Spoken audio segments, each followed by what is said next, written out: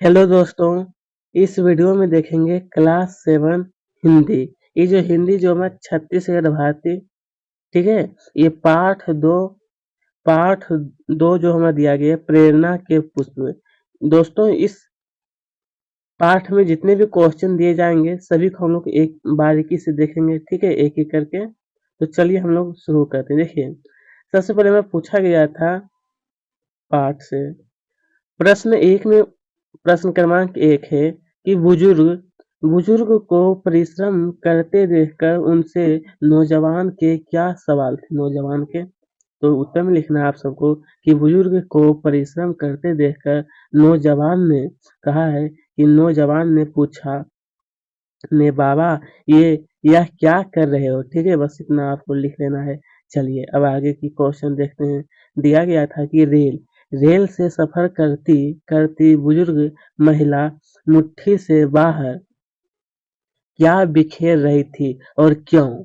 क्या बिखेर रही थी और क्यों, ये दोनों आपको बताना है। तो इसमें आपको लिखना है कि रेल से सफर करती बुजुर्ग महिला मुट्ठी से बाहर सुंदर सुंदर फूलों और फलों के बीज बिखेर रही थी। क्योंकि क्योंकि इनमें से कुछ भी अगर जड़ पकड़ ले तो लोगों को इनसे क्या होगा, कुछ फायदा होगा। ठीक है, बस वही उनसे क्या होगा कि उनसे पौधा होगा, उनसे जो फल होगा, उनसे बहुत सारे लोगों को क्या होगा, फायदा। बस यही आपको लिखना है। चलिए अब आगे की ओर देखते क्या है। अमेरिकी वैज्ञानिक फ्रैंक लीन बेंजामिन के बारे में अनुकरणीय बात क्या सुनी जाती। कहा है गया मेरे दोस्त की अनुकरणीय बात जो है वो क्या सुनी जाती है। तो इसके बारे में आप सबको लिखना है कि अमेरिकी वैज्ञानिक बेंजामिन फ्रैंकलिन के बारे में अनुकरणीय बात यह सुनी जाती है कि एक बार उन्होंने एक गरीब विद्यार्थी की $20 देकर मदद की थी। देखिए, डॉलर यानी कि एक डॉलर बराबर जो होता है ना मेरे दोस्त, अभी के समय में 82 रुपया होता है। ठीक है, चलिए, जैसे हमारे देश में क्या होता है कि रुपया चलता है और दूसरा देश में क्या होता है कि डॉलर चलता है। ठीक है, चलिए बस ये अब है कि और वे भूल गए थे परंतु विद्यार्थी इस उपकार को नहीं भूला था और दिन फिरने पर यानी अर्थात विद्यार्थी के अच्छे दिन आने पर उन्होंने उस $20 को लौटाने फ्रैंक फ्रैंकलिन के पास आया तो फ्रैंकलिन ने कहा। देखिए दोस्तों, इसका उत्तर थोड़ा सा लंबा है। ठीक है, फ्रैंकलिन ने कहा मुझे याद तो नहीं कि मैंने यह रकम आपको कब दी थी। खैर आप इसे अपने अपने ही पास रखिए और जब आपके पास कोई ऐसा ही जरूरतमंद आए तो उसे यह दे दीजिए। उस व्यक्ति ने ऐसा ही किया। कहते घूम घूम है आज भी वह रकम अमेरिका में जरूरतमंदों के हाथों में रही। ठीक है, ऐसा ही व्यक्ति आजकल होना चाहिए। ठीक है दोस्तों, चलिए अब आगे देखते हैं। अब आगे दिया गया था कि क्या है महाप्राण विवेकानंद क्यों स्थिर चिंत हो गए। क्या है महाप्राण विवेकानंद जो थे, तो लिखना कि कोलकाता कोलकाता में प्लेग व्यापक रूप से फैल गया। प्लेग क्या था, एक प्रकार का बीमारी है। ठीक है, प्रतिदिन सैकड़ों लोगों की मृत्यु रही। यह दुखद समाचार सुनकर महाप्राण विवेकानंद स्थिर चित हो गए थे। ठीक है, चलिए अब यह है कि विवेकानंद ने सन्यासी जीवन के बारे में क्या बताया। कौन तो विवेकानंद जी जो थे वो क्या सन्यासी जीवन के बारे में वो क्या बताए थे। तो लिखना आप सबको कि विवेकानंद ने सन्यासी जीवन के बारे में बताया। सन्यासी आवश्यकता पड़ने पर यहाँ पे देखिए दिया है कि मठ में न रहकर वृक्षों के नीचे रहेंगे तथा वृक्षा द्वारा प्राप्त अन्न और वस्त्र उनके लिए पर्याप्त हुआ। किनके लिए, तो उन्हीं के लिए सन्यासी जीवन के बारे में कहे हैं। अब हमारा कहा गया है कि कहा गया मेरे दोस्त कि अपने काम से विवेकानंद स्वदेश वासियों को क्या शिक्षा देने लगे। क्या शिक्षा, तो लिखना है आपको कि अपने काम से विवेकानंद स्वदेशवासियों को यह शिक्षा देने लगे कि नर को नारायण मान सेवा करे तथा तथा जातिगत आधार पर ऊंच नीच की भावना न रखें, जातिगत घृणा न करें तथा तथा मानव धर्म को सर्वोपरि मानकर आलिंगन करें। क्या करें? तो आलिंगन। बस इतना आपको नोट कर लेना है, ठीक है। चलिए अब हम लोग आगे की ओर देखते हैं। अब हमारा आगे कहा गया है कि प्लेग, कहा है प्लेग पीड़ितों की सहायता के लिए विवेकानंद ने क्या क्या किया।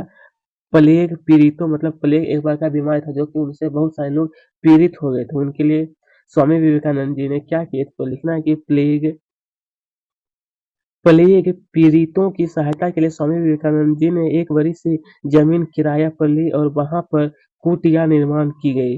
जाति वर्ण विचार छोड़ असहाय असहाय प्लेग के मरीजों को वहां पर लाकर कार्यकर्तागण सेवा कार्य में रत हुए। स्वामी जी भी स्वयं सेवा कार्य करने लगे। शहर की गंदगी साफ करने में, औषधियों का वितरण करने में सभी कार्य कार्यकर्तागण सच्चे मन से लग गए। यह सब स्वामी जी के कारण है। क्या है? तो स्वामी जी के कारण, ठीक है। चलिए अब हमारा आगे दिया गया मेरे दोस्त की पाठ से आगे क्या है, पाठ से आगे। चलिए अब आगे दिया है पाठ से आगे। इसमें पूछा गया है कि आपके आसपास ऐसे लोग होंगे जो दूसरे की सेवा के लिए बार बार प्रयास प्रयास करते हैं। ऐसे लोगों के बारे में पता कर लिखिए। तो चलिए इसका उत्तर में आप सबको लिखना है कि हमारे आसपास ऐसे बहुत से लोग दिखते हैं जो दूसरे की सेवा के लिए हमेशा तत्पर रहते हैं। वे निस्वार्थ भाव से दूसरे के लिए अपना जीवन अर्पित करते हैं। बच्चा स्वयं पता करे ऐसे लोगों के बारे में कि आपके गांव या मोहल्ले या यदि ऐसा कोई व्यक्ति है जो सामाजिक कार्य, स्वच्छता, बागवानी या अन्य कोई भी कार्य जो दूसरे के लिए करते हैं। ठीक है दोस्तों, बस यही आपको लिख सकते हैं और अपने पिता और माता से ये सब के बारे में आप पूछ सकते हैं, ठीक है, और पता भी कर सकते हैं। चलिए अब आगे दिया है कि पाठ का जो शीर्षक में दिया है कि प्रेरणा के पुष्प रखा गया है। इस पाठ को पढ़ने से आपको क्या अनुभूति हुई? 10 पंक्ति में आपको कहा है, 10 पंक्ति में लिखने का प्रयास आपको करना है। तो देखिए आपको इस प्रकार से लिखना है कि पाठ का जो शीर्षक है यानी प्रेरणा के पुष्प रखा गया है। इस पाठ को पढ़ने से हमें निम्नलिखित अनुभूति हुई। अनुभूति का मतलब होता है मेरे दोस्त कि हम कुछ सीखे, ठीक है। चलिए इसमें से आपका पहला लिखना है कि हमें दूसरों की भलाई के लिए कुछ कार्य करना चाहिए। नंबर 2 में लिखना है कि सफर में जाते वक्त फूलों और फलों के बीज ले जाने की प्रेरणा मिली। ठीक है, ये सब क्या हुआ, हमको सीख मिली इस पाठ से। उसके बाद फिर नंबर 3 में आपको लिख लेना है कि रोगी के लिए सेवा भावना की अनुभूति हुई। नंबर 4 में आपको ये लिख लेना है कि जरूरतमंद लोगों की मदद करने की प्रेरणा। 5 में आपको लिखना है कि नेकी कर दरिया में डाल की अनुकरणीय बातें बेंजामिन से मिली। फिर इसी प्रकार से आपको नंबर 6 उसके बाद फिर मैं आपको बता देता हूँ नंबर 6 फिर नंबर 7 वृक्षारोपण वृक्षारोपण से वृक्ष को रोपना, अभी के स्वार्थ की भावना, त्याग करने की प्रेरणा। नंबर 8 नंबर 9 और ये 10 ये सभी आपको नोट कर लेना है, ठीक है। चलिए अब देखते हैं आगे कहा है कि बुजुर्ग बुजुर्ग व्यक्ति अपने आने वाली पीढ़ी के प्रति कितने संवेदनशील संवेदनशील होते हैं, इस पाठ से पता चलता है। आपके आसपास के बुजुर्ग क्या चाहते हैं, इस पर उनसे बातचीत कर उन्हें संक्षेप में आपको लिखना है। बातचीत करके फिर आप यहाँ पे लिख सकते हैं उसके बारे में। तो आप इस प्रकार से भी लिख सकते हैं कि हमारे आसपास के बुजुर्ग भी संवेदनशील हैं, वे प्रकृति प्रेमी हैं, पशु पक्षियों, गाय बैल आदि से स्नेह रखते हैं। वे यह भी सोचते हैं कि यदि आज हम कुछ पेड़ लगाएंगे तो हमारी आने वाली पीढ़ी को उसका लाभ मिलेगा। हमारे आसपास के बुजुर्ग यह भी चाहते हैं कि बच्चे उनके साथ कुछ पल व्यतीत करें, ठीक है। चलिए अगला क्वेश्चन नंबर 4 दिया है कि कहा है किसी किसी बुजुर्ग व्यक्ति के प्रति हम नई पीढ़ी के लोगों का क्या कर्तव्य होना चाहिए। कहा किसी बुजुर्ग व्यक्ति के लिए कहा मित्रों से इस विषय पर बातचीत करके अपने विचार रखिए। तो लिखना इसके बारे में आप सबको कि किसी बुजुर्ग व्यक्ति के प्रति हम नई पीढ़ी के लोगों लोगों का यह कर्तव्य है कि बुजुर्ग व्यक्ति के प्रति आदर भाव रखें, उनका सम्मान करें, ज़रूरत पड़ने पर उनकी सहायता करें। बुजुर्ग अनुभवों का भंडार हो होता है, उनकी सीख से बच्चों को ज्ञान प्राप्त होता है। फिर आपको आगे लिखना है कि उनके पास बैठकर कुछ समय बिताएँ, उनके जीवन के अनुभव सुनें, उनकी बातों का आदर करें और उनसे नैतिक शिक्षा लें, अपने जीवन में अनुकरण करें। ठीक है? चलिए प्यारे दोस्तों, अब हम लोग देखते हैं कहा गया है आगे कि पाठ में जाति सूचक शब्द का प्रयोग देखने को मिलता है। क्या है? पाठ में जाति सूचक शब्द का प्रयोग। ये आपको लगता है कि कहीं से भी ऐसे प्रयोग मानवीय समानता या किसी सब समाज का बोध कराते हैं।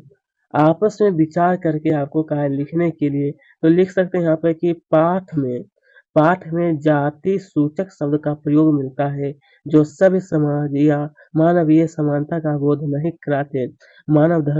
मानव धर्म जो है वो सर्वोपरि है। आज समाज सभ्य और शिक्षित होते हुए भी इस प्रकार का व्यवहार करे तो करे तो अशोभनीय है।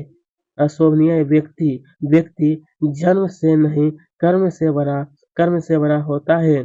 जाति सूचक शब्दों के पूर्व प्रत्येक व्यक्ति को व्यक्ति मानना धर्म और उनसे समानतापूर्ण व्यवहार करना चाहिए। ठीक है दोस्तों, चलिए अब देखते हैं हम लोग इसी प्रकार से पाठ भाषा से। इसमें सबसे पहले हमें दिया गया है कि पाठ में सहयात्री शब्द का अर्थ साथ साथ यात्रा करने वाला।